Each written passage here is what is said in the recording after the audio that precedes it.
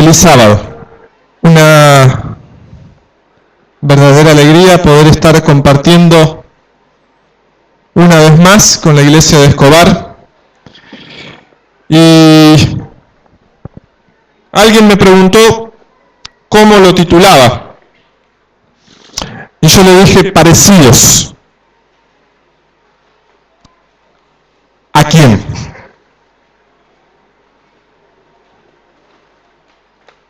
¿A quién? Sin lugar a dudas, lo que nos rodea nos está mostrando que este mundo no da para mucho más. Hoy a la mañana, el comentario en varias de las clases de escuela sabática o antes de las clases de escuela sabática era cómo llovió, ¿no? Y aquí mi hermano dijo, en 15 años no llovió tanto. Y el mundo se está preparando para algo. Las cosas que suceden no son normales. Y lo más impactante de todo es que muchas de esas cosas, por no decir todas, ya están anunciadas en la Biblia. Y están anunciadas como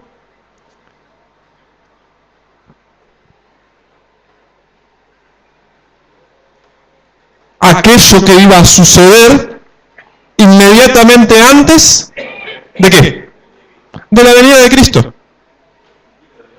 Ahora, la pregunta que tenemos que hacernos todos, empezando por quien les habla, es, ¿el mundo se está preparando? ¿La iglesia se está preparando?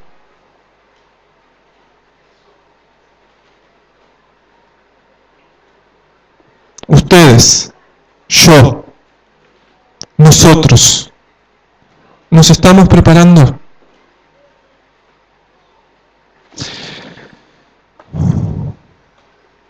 El tema de esta mañana, en primer lugar, es para mí. Y hoy, hablando con alguno de ustedes, le decía,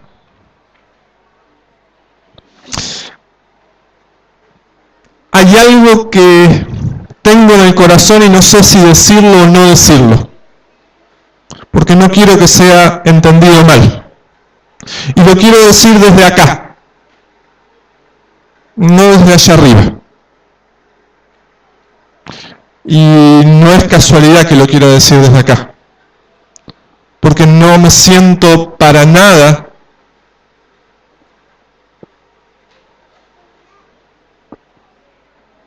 digno de estar en un pedestal para señalar a otros. No soy quien para hacerlo. Esta semana Dios planificó actividades para preparar a un pueblo. Y con dolor lo digo. Me hubiese gustado ver a todo el pueblo. Y cada uno sabe y me puede decir y las mejores razones, y estoy de acuerdo con ustedes de por qué no estuvimos. Pero no es por mí. Por eso me pongo acá. Yo vi algo que no necesariamente sea el todo. Y por eso quiero hablarles con la mano en el corazón sin ningún tipo de animosidad. ¿Qué estamos haciendo para prepararnos para lo que viene? ¿Qué estamos haciendo para prepararnos para el tiempo de angustia que se viene? ¿Por qué parecidos? Vivimos en un mundo donde se buscan modelos a imitar. Y la gente va buscando a quién seguir. Y es interesante que cuando aparece alguna cantante o algún cantante o algún ídolo de algún tipo, pongan la actividad que sea, y ese cantante decide peinarse de tal o cual manera, o arreglarse de tal o cual manera, o vestirse de tal o cual manera, ¿qué pasa inmediatamente? Copias. Y a veces vestimos a nuestros niños con la camiseta de Messi. Y por si fuera poco, tratamos de cortarle el pelo como en ese momento lo tiene cortado Messi.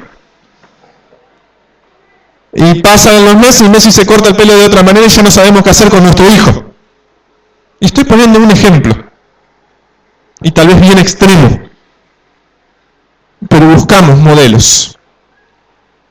Y a veces buscamos modelos por motivos equivocados. No por los motivos correctos. El mundo se está preparando y está siguiendo modelos. ¿Qué modelo estoy siguiendo yo? ¿Qué modelos estamos siguiendo nosotros? ¿Los del mundo?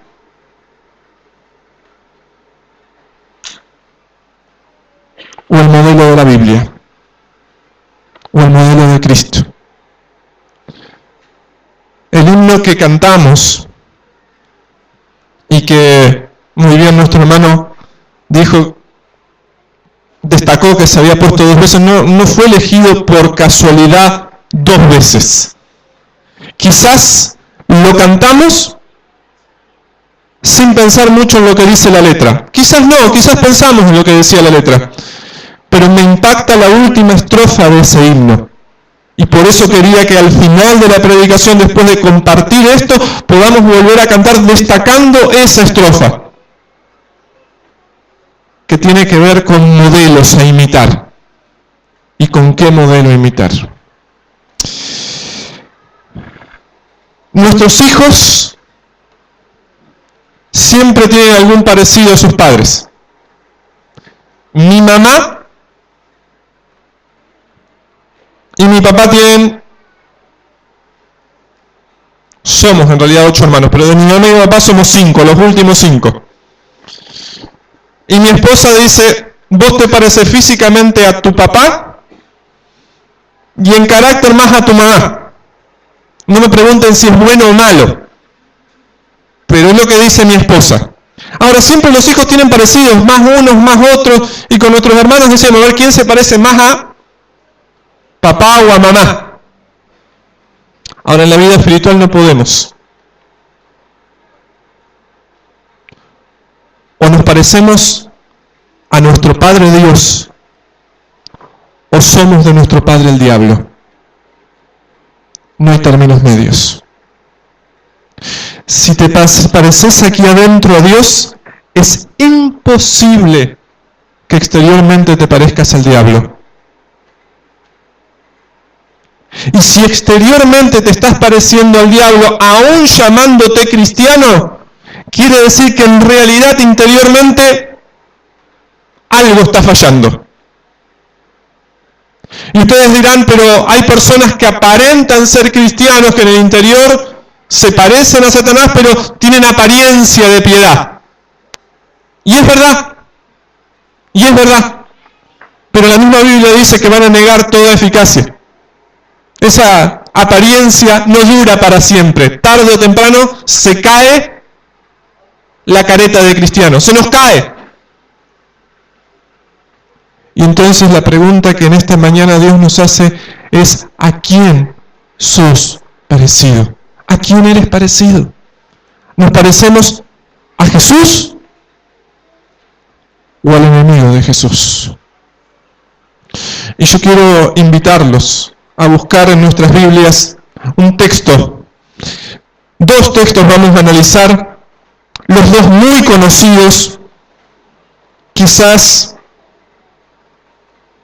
podamos en esta mañana encontrar alguna aplicación más. Y si no encontramos una nueva aplicación, quizás podamos recordarlo y ayudarnos a meditar en nuestra propia experiencia espiritual. Y hermanos, quiero hacer un paréntesis antes de buscar Isaías 14, que es el primer texto. Este no es el momento para que miremos a los costados. ¿Soy claro? No es el momento para que yo mire y quiera empezar a ver los defectos de mi hermano.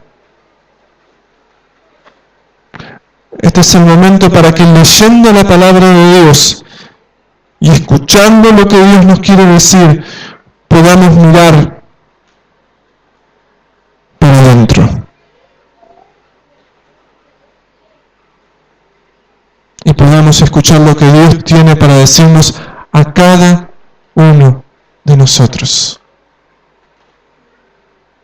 Porque todos necesitamos escuchar este mensaje. Empezando por quien les habla. Y en la semana hemos hablado de algunos aspectos que hoy vamos a tocar apenas, pero que tienen que ver con esa necesidad que cada uno de nosotros tiene de confrontarse con su realidad y de buscar la ayuda de Dios. Isaías capítulo 14 describe la realidad del rey de Babilonia. Y es interesante que el rey de Babilonia había llegado a parecerse tanto a Satanás que en un momento el escritor bíblico, el profeta Isaías, intercambia y directamente al rey de Babilonia le llama Satanás. Sos tan parecido a que ya sos eso. Ya sos eso. Y entonces, a partir del versículo 12, se nos hace una descripción de lo que pasó con Lucifer, o Lucero. Y dice: ¿cómo caíste del cielo, oh Lucero, hijo de la mañana? Cortado fuiste por tierra, tú que debilitabas a las naciones. Tú que decías en tu corazón: subiré al cielo, en lo alto, junto a las estrellas de Dios levantaré mi trono, y en el monte del testimonio me sentaré a los lados del norte. Sobre las alturas de las nubes subiré, ¿y qué dice? Seré semejante al Altísimo. El anhelo de Lucifer, ¿cuál era? Parecerse a Dios. Y uno diría: ¿qué tiene de malo eso si estamos hablando justamente de modelos a imitar? Y dice el texto bíblico que Lucifer se quería parecer a Dios. ¿Dónde estuvo su pecado? Y cuando uno empieza a analizar el texto bíblico se encuentra con algunas cosas realmente llamativas. ¿Cómo se lo nombra a Satanás en este momento? Lucero. ¿Han escuchado esa definición o ese nombre en algún otro lugar de la Biblia? 2 veces más aparece. Traducido al español, ambas, una de las veces igual que acá y otra de las veces un poquito diferente, pero significa lo mismo. Ambas veces la Biblia se refiere al lucero cuando se refiere a Jesús. ¿Qué es lo que nos está diciendo la Biblia? Que Lucifer en un inicio era parecido ¿a quién? Era parecido a Jesús, era parecido a Dios.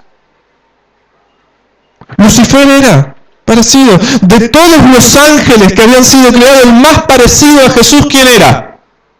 Lucifer.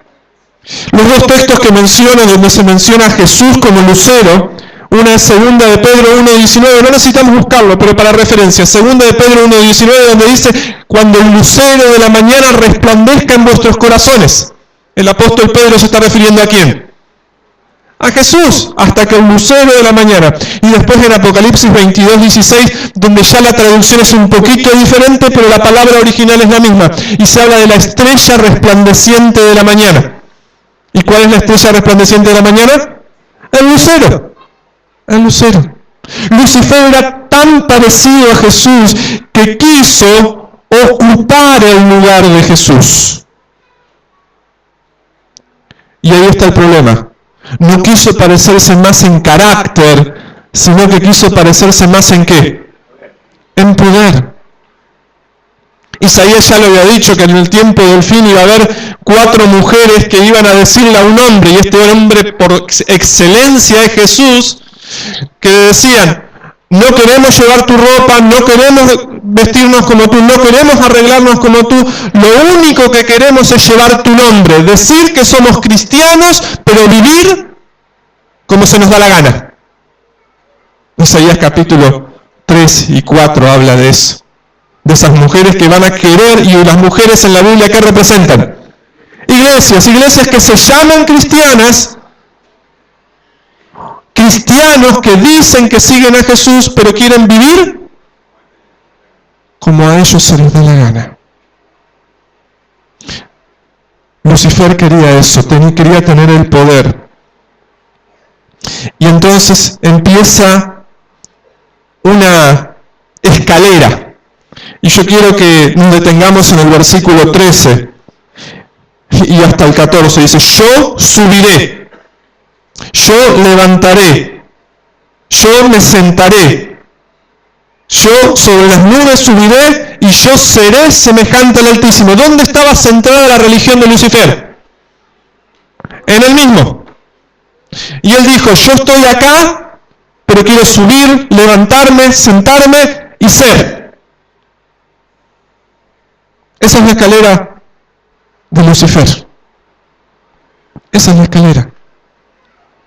Y es interesante que él dice: me sentaré. Y para nosotros quizás no sea la parte del texto que más destacamos subiré, me levantaré, seré semejante, pero quizás lo más terrible de todo lo que dice Lucifer es cuando dice: me sentaré. Y hoy en día no entendemos por qué. Pero en la época de Isaías, ¿quién se sentaba? El rey.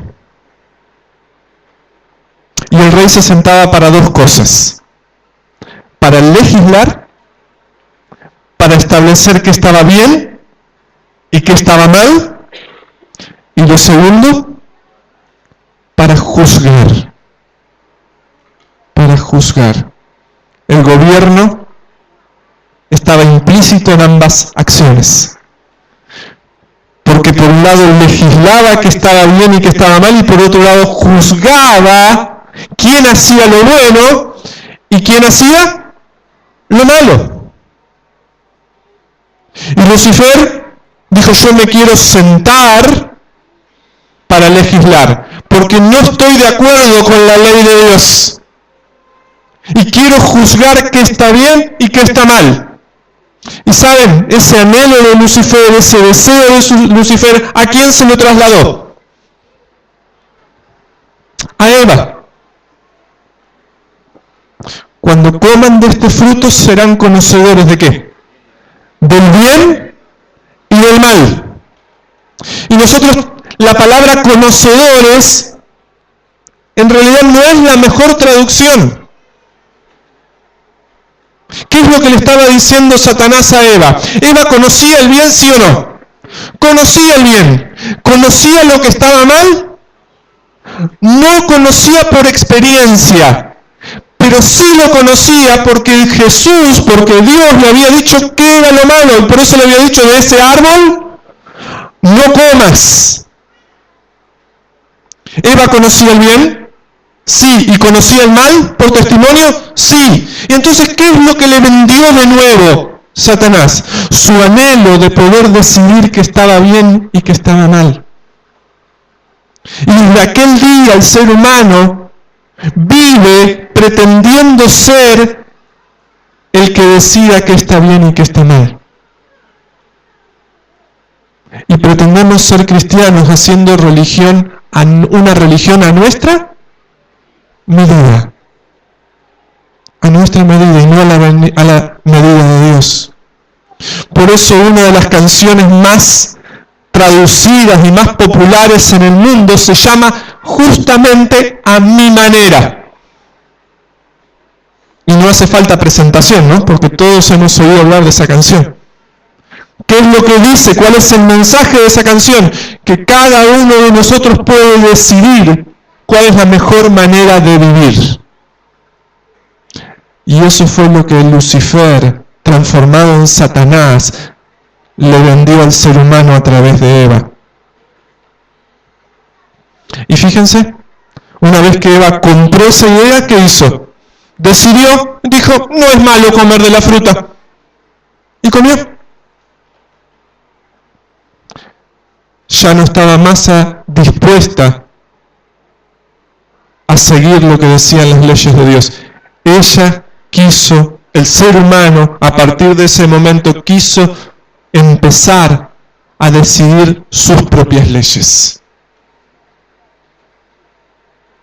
Y es el mal que nos afecta hasta hoy día, donde empezamos no a mirar con el ojo, con la lupa de la Biblia, sino con la lupa de nuestra propia experiencia, con la lupa de nuestra cultura, con la lupa de lo que nos rodea, no con la lupa de Dios. ¿Saben qué es lo peor? La lupa que más usamos es lo que nos gusta. Si me gusta, va a estar bueno. No me pongo a pensar si es bueno. Si me gusta, si me hace sentir bien, entre comillas, entonces va a estar bueno. Y quiero avanzar un poquito en el texto bíblico.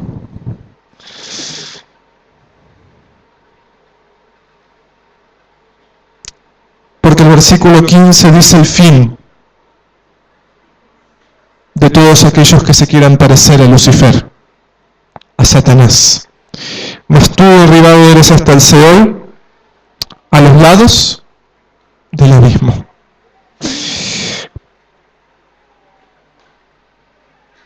Y yo quiero que pensemos, queridos hermanos, queridos amigos, solo en estos últimos días, en esta última semana,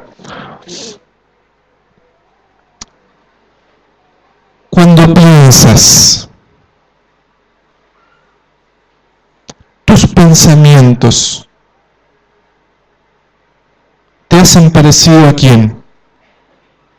¿A Jesús o a Satanás? ¿Será que hay resentimiento? ¿Será que hay rencor? ¿Será que hay falta de perdón? ¿Será que hay orgullo? ¿Será que hay envidia? Y tal vez tú dirás, pastor, no, esas cosas no están en mi mente. Hay uno de los pecados más terribles que comete el ser humano, y es terrible especialmente porque no somos conscientes de que estamos cometiéndolo, o pretendemos no ser conscientes. ¿Será que en nuestra mente hay indiferencia hacia los que se están perdiendo a nuestro lado? ¿Qué es lo que hay en nuestra mente cuando pensamos? ¿Qué es lo que ocupa nuestra mente? ¿Pensamientos de aquí? ¿O pensamientos que tienen que ver con el cielo?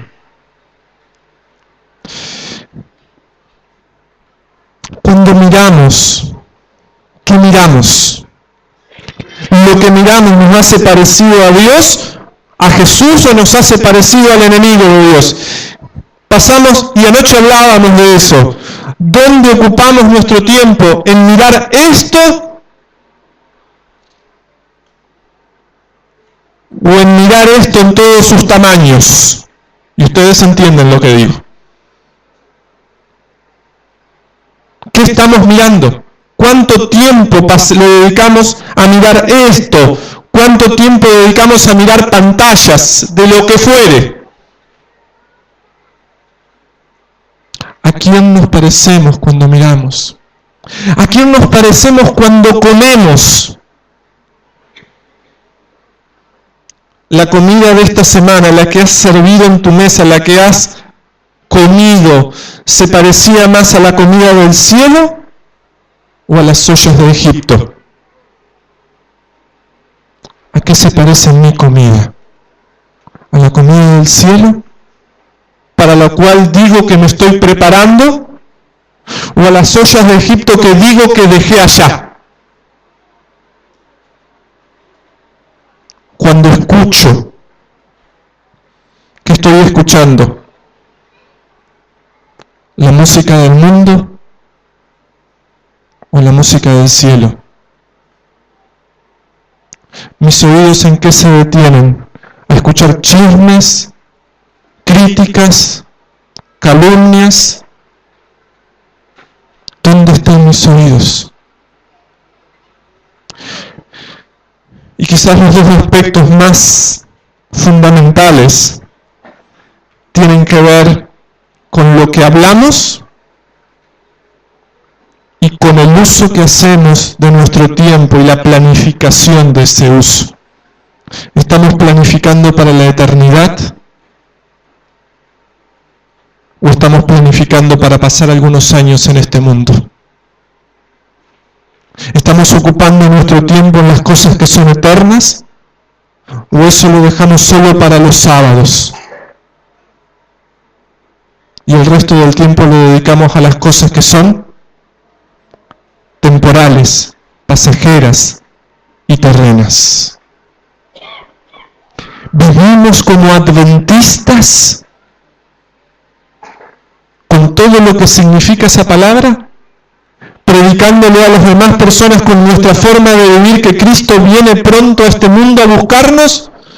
¿O vivimos como si mi Señor se tarda en venir, como aquel mayordomo infiel, que decía voy a hacer lo que se me dé la gana porque total se está demorando? ¿A quién nos parecemos? Quiero leerles una declaración que dice lo siguiente: si cada cristiano hubiera sido fiel a la promesa hecha al aceptar a Cristo, no se habría dejado en el mundo morir a tantos en el pecado. Y esto habla de algo que hablaba la lección de escuela sabática: responsabilidad hacia aquellos que tenemos al lado. Si hubiésemos sido fieles a la promesa que hicimos cuando nos entregamos en el bautismo, no hubiéramos dejado morir a tantos en el pecado.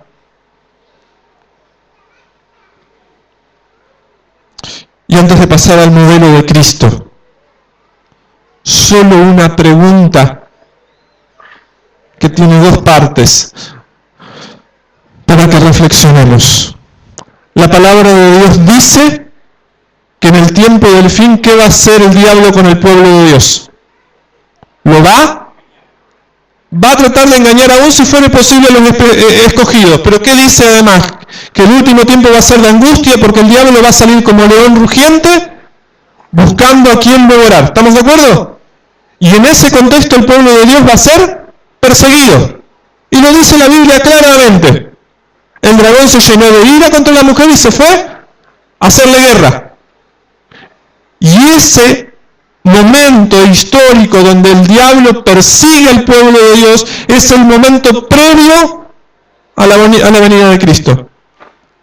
Te hago una pregunta. ¿Por qué será que el diablo no nos está persiguiendo? ¿O estamos siendo perseguidos? ¿Tenemos pruebas? ¿Tenemos dificultades? Sí. ¿Estamos siendo perseguidos? No. ¿Por qué el diablo no nos está persiguiendo?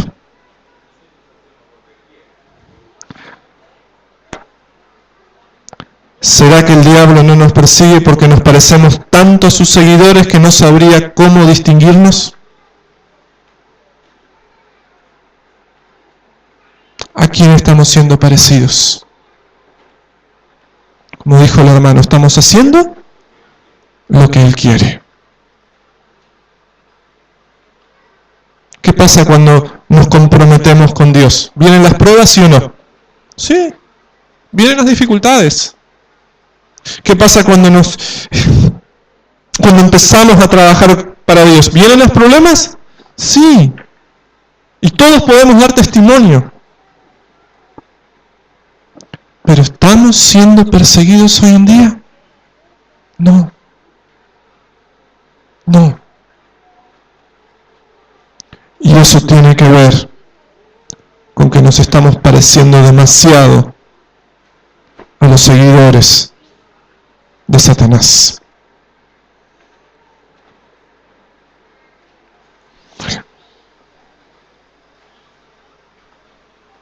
Y Dios nos está llamando a algo diferente, que seamos un pueblo peculiar.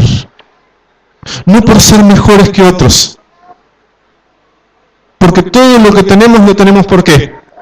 Por gracia de Cristo. Ninguno de nosotros, yo el primero, no tengo la menor autoridad para ponerme en un pedestal. No somos mejores que los demás, pero sí Dios quiere que seamos un pueblo peculiar, diferente, que con nuestro testimonio, nuestra forma de vivir, dé un mensaje distinto y que le diga a la gente, vale la pena creer en Dios, vale la pena seguir a Dios, aun cuando haya problemas, dificultades y pruebas, aun cuando seamos perseguidos, vale la pena imitar a Jesús. Presentamos el modelo del enemigo. No podemos terminar aquí. Ustedes escribieron algo muy bonito en el púlpito. Háblame de Jesús. Y yo quiero que hablemos ahora de Jesús. Filipenses, capítulo 2.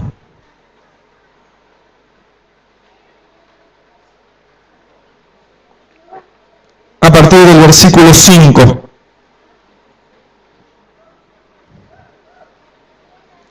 Filipenses 2, a partir del versículo 5.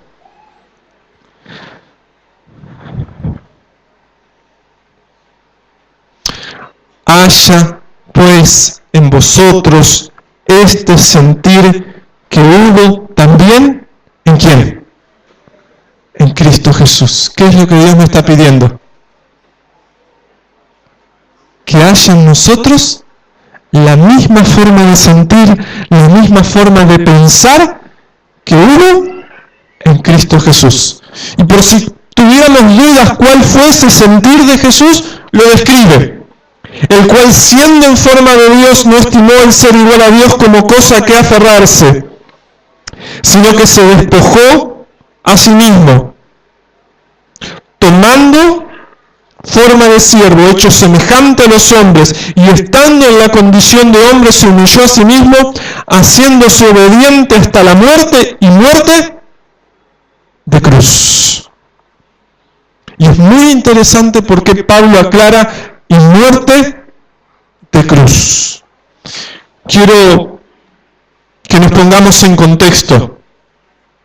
Pablo escribió esto desde la cárcel. Y se lo escribió a la iglesia de los filipenses, cuyos miembros de iglesia todos eran ciudadanos romanos. Porque Filipos era una ciudad romana y los que nacían en Filipos eran romanos. Al igual que Pablo también era ciudadano romano.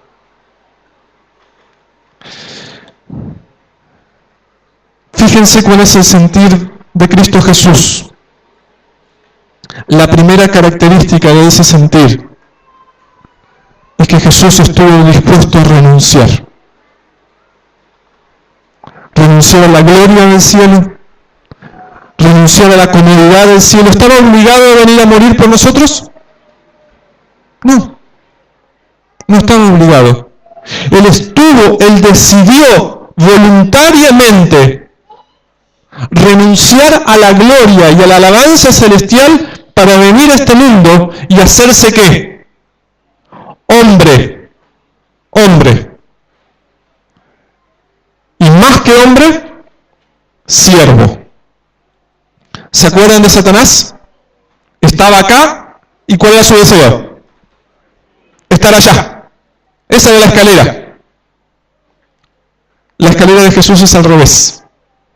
Estando allá, lo siguiente, inmediatamente inferior a Jesús, ¿qué era? ¿Qué es? Los ángeles. Sin embargo, Jesús no se hizo ángel, sino que saltó ese escalón y se hizo hombre.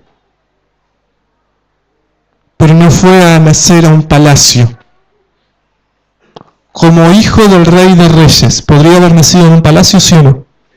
Sí. Fue a nacer en un establo, en un pesebre. Y no solamente se hizo hombre, se hizo siervo. Y saben, nosotros traducimos siervo, una palabra que en realidad significa otra cosa. Se hizo esclavo. Porque la palabra original significa esclavo. Nosotros traducimos suavemente como siervo, pero Jesús se hizo esclavo. Que en la forma de ver de los filipenses, el esclavo ni siquiera llegaba a la categoría de persona. ¿Por qué hizo Dios esto? ¿Por qué hizo Jesús esto?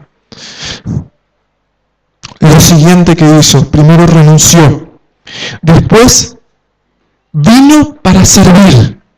Dice, el Hijo del Hombre no vino para ser servido, sino para servir. Y dice el texto bíblico que en nosotros tiene que haber el mismo sentir que hubo en Cristo Jesús. Entonces nuestro sentir en primer lugar tiene que ser estar dispuestos a renunciar aún a nuestra comodidad, si es necesario. Aún a nuestras aspiraciones personales, si es necesario. Aún a nuestros gustos personales, si es necesario. Por amor de los demás. Pero además tiene que haber en nuestro sentir algo más. No solamente estar dispuestos a renunciar, sino tener la disposición de servir. Porque Jesús vino para servir y no para ser servido. Y dice el texto bíblico, tiene que haber en ustedes el mismo sentir. ¿Será que estamos siendo parecidos a Jesús en nuestra forma de vivir? ¿Estamos dispuestos a servir? ¿Estamos dispuestos a renunciar? La tercera característica que nos presenta es la humildad de Jesús. Esa humildad que lo llevó a humillarse a sí mismo, con tal de que nosotros podamos ser salvados. ¿Será que llegamos a comprender cuánto nos ama Jesús? Humildad para ser obediente. ¿Qué dijo Jesús en el Getsemaní? Padre, si es posible, pasa de mí esta copa. Él anhelaba morir y sufrir, ¿no? Sufrir y morir. ¿Anhelaba? No. No era algo agradable para él sufrir y morir.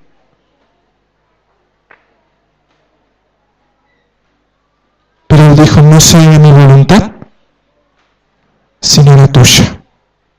Y a veces cuando pensamos en obediencia, pensamos solamente en la obediencia a los 10 mandamientos. Pero Jesús fue obediente a algo más. Y eso es lo que más nos cuesta a nosotros ser obedientes. Vivimos una vida cristiana más o menos buena.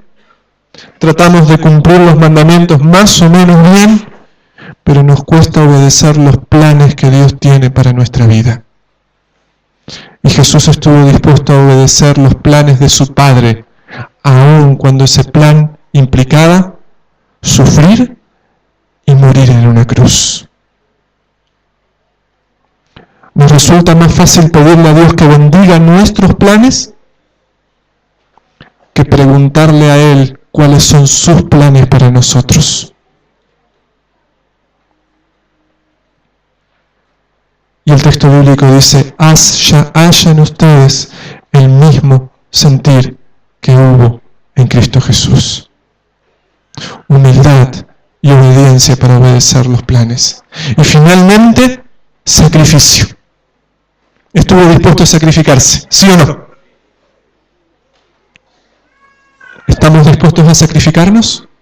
Y no necesitamos morir en una cruz para sacrificarnos. Es más difícil sacrificarnos dando nuestra vida que dando nuestra muerte.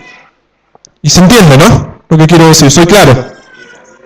Vivir una vida de servicio, una vida de sacrificio por los demás es mucho más difícil que morir en un momento. Pero Jesús vivió 33 años de vida para salvarnos. Y murió para salvarnos. Y resucitó para salvarnos. Por eso Jesús se llamaba Jesús. Porque Jesús significa Salvador. Y su razón de vida fue salvarte. Su razón de vida fue salvarte. Y si yo pudiera resumir todas estas características del sentir de Cristo Jesús, lo podría resumir en una palabra. Y esa palabra es amor. Amor. ¿Será que amamos como Jesús ama a los que están a nuestro lado?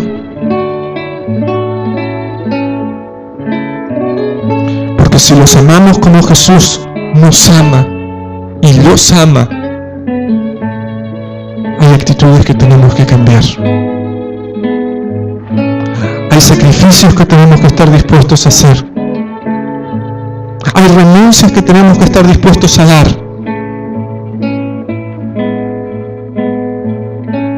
Y tenemos que tener la actitud de ser obedientes a los planes de Dios.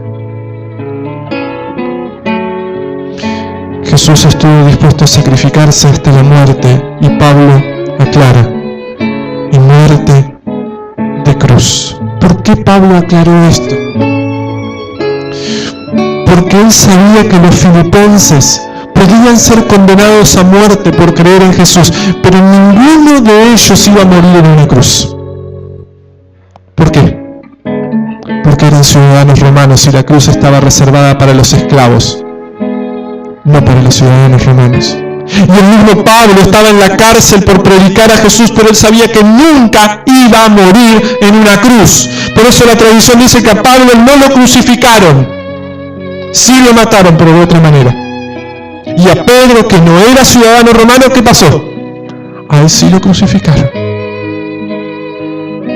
Y Pablo, cuando les dijo esto a los filipenses, en otras palabras les dijo, ¿se dan cuenta cuánto los ama Jesús? Llegan a captar cuánto los ama Jesús. Porque si se dan cuenta cuánto los ama Jesús, en ustedes, en su corazón, va a haber el mismo sentir que hubo en él. Y en esta mañana Dios nos pregunta lo mismo a nosotros. Iglesia de Escobar, Fabián, ¿te das cuenta cuánto te ama Jesús? ¿Cuánto hizo? ¿Cuánto hace y cuánto va a seguir haciendo para que puedas estar listo para el cielo? Porque para Jesús no sería lo mismo el cielo si tú faltas. ¿Te has puesto a pensar en eso?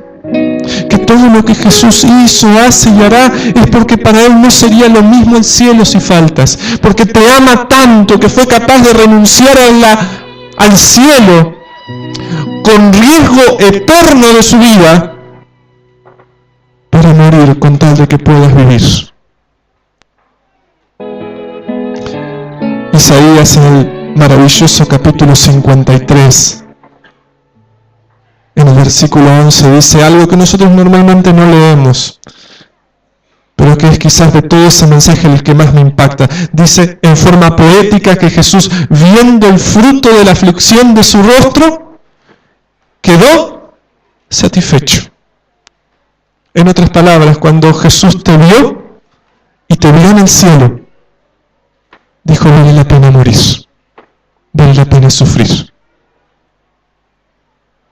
Cuando te vio y te vio en el cielo, dijo, vale la pena,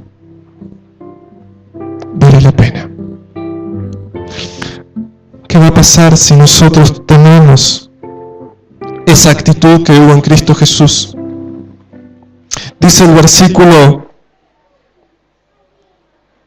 16, 15, para que que seáis irreprensibles y sencillos, hijos de Dios sin mancha, en medio de una generación maligna y perversa, en medio de la cual resplandecéis como luminares en el mundo. Y ese es el resultado final, que cuando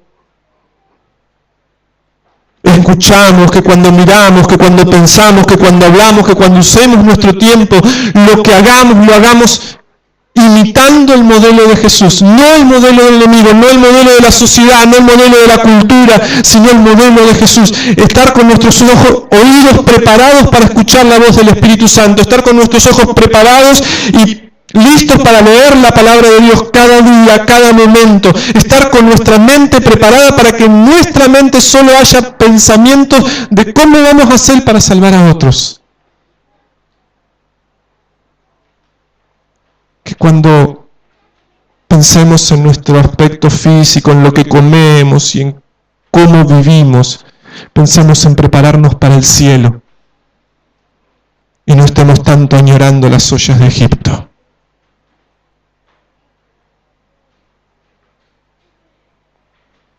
Cuando lo hagamos, resplandeceremos como luminares en el mundo. Y definidamente, el diablo va a perseguirnos nuevamente, pero no podrá hacer nada, porque dice la Biblia que entonces aparecerá la señal del Hijo del Hombre, de Jesús, en las nubes del cielo. Quiero compartir con ustedes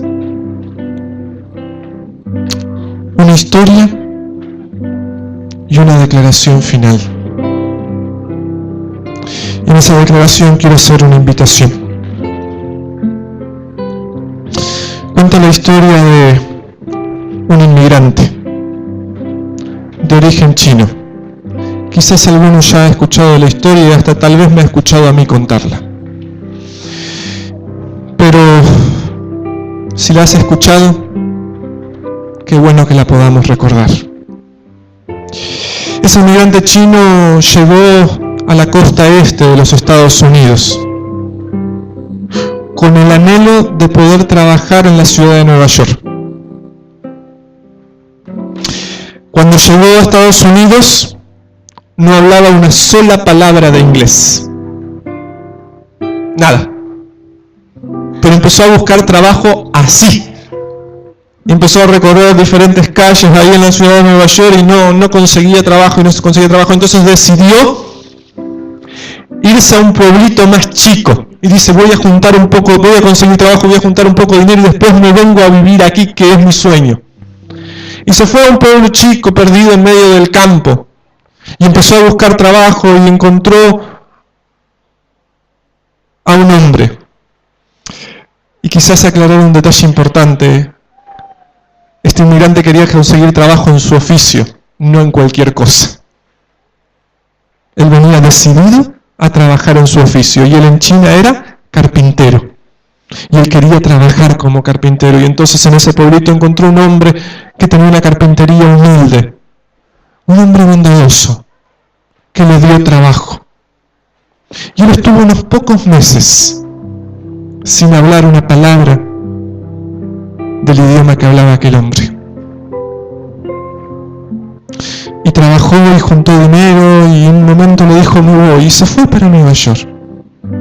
Y allí luego de un tiempo y de poder aprender un poco del idioma local y empezar a chapucear algunas palabras, consiguió trabajo en lo suyo. Y pasó el tiempo, pasaron los meses y en un momento paseando por una calle vio un cartel en la puerta de un teatro que decía venga a conocer al carpintero de Nazaret. Y él le llamó la atención el título y pasó, pensando que iba a haber una película o una obra de teatro. Y cuando pasó y se sentó en el medio del cine, pasó un coro a cantar y dijo, no, esto no es una película, será una obra de teatro. Pero no, terminó el coro y pasó un predicador. Y ese predicador habló del amor de Cristo, del sentir de Cristo Jesús, del carácter de Cristo. Y aquel inmigrante que en un momento había querido irse porque pensaba que estaba en el lugar equivocado. Cuando empezó a escuchar aquella descripción de cómo era Jesús, se quedó sentado en su silla. Y al terminar empezó a buscar al predicador porque tenía algo que decirle. Y cuando se acercó le dijo: yo conozco a ese hombre. Y el predicador le dijo: ¿has oído predicar de él en tu país, en China? Dice: no, yo lo conocí aquí. Y le dice: ¿cómo? ¿Te han hablado de él aquí? Dice: no, cuando yo llegué no hablaba una palabra de inglés. Dice: pero me fui a buscar trabajo, no conseguí acá, y conseguí el trabajo en la carpintería de ese hombre, el que usted describió.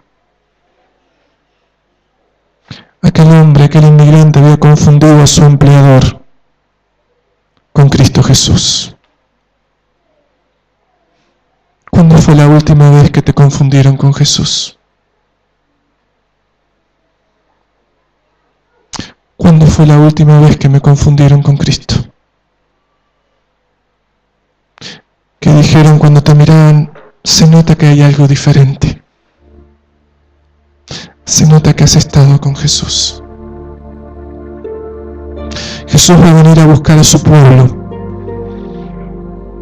Y dice Elena de Guay que Cristo está aguardando con deseo anhelante la manifestación de sí mismo en su iglesia.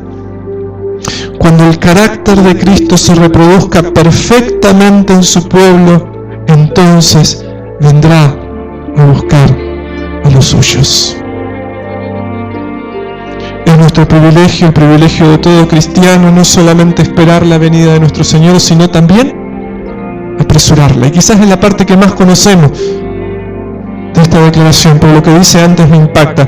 Cuando el carácter de Cristo se reproduzca perfectamente en su pueblo, entonces vendrá a buscar a los suyos. Si todos los que profesan su nombre estuviesen llevando frutos para su gloria, cuán prestamente se sembrarían en todo el mundo las semillas del Evangelio. Con presteza, con rapidez, maduraría la última gran cosecha y Cristo vendría a buscar a sus hijos.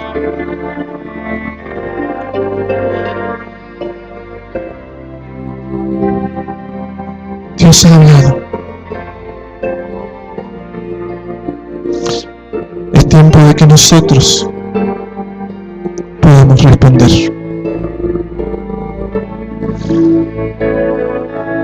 Y que cuando salgamos de esta, su casa, podamos hacerlo con la decisión firme de imitar hoy a Jesús. ¿Será que necesitamos cambiar cosas? Yo sí. Yo sí. Si tú crees que también necesitas de la ayuda de Dios, del poder de Dios para cambiar cosas en tu vida, para que seamos en realidad ese pueblo peculiar que Él quiere venir a buscar, te invito a que te pongas de pie.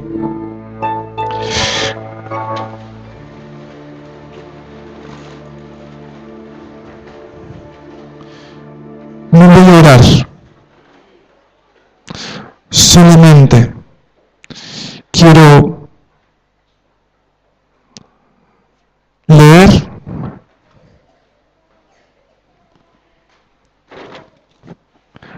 lo que después vamos a cantar. Y no todo el himno, sino solo la última estrofa. Y con esa idea, y mientras mis compañeros después van pasando para la plataforma, que cada uno de nosotros en su corazón pueda elevar una oración silenciosa a Dios, pidiéndole ayuda para que podamos ser imitadores de Cristo Jesús. Imitar a Jesús ha de ser mi afán. En Jesús quiero mi modelo ver. Sin mirar a Jesús nada bueno puedo hacer, mas fijándome en Él, todo es bien. Y hay un pedido: ven, buen Jesús, Mora en mi corazón, lléname de santidad, pues contigo deseo andar. Y yo quisiera agregar, pues contigo deseo vivir para siempre. Oremos, cada uno en su lugar.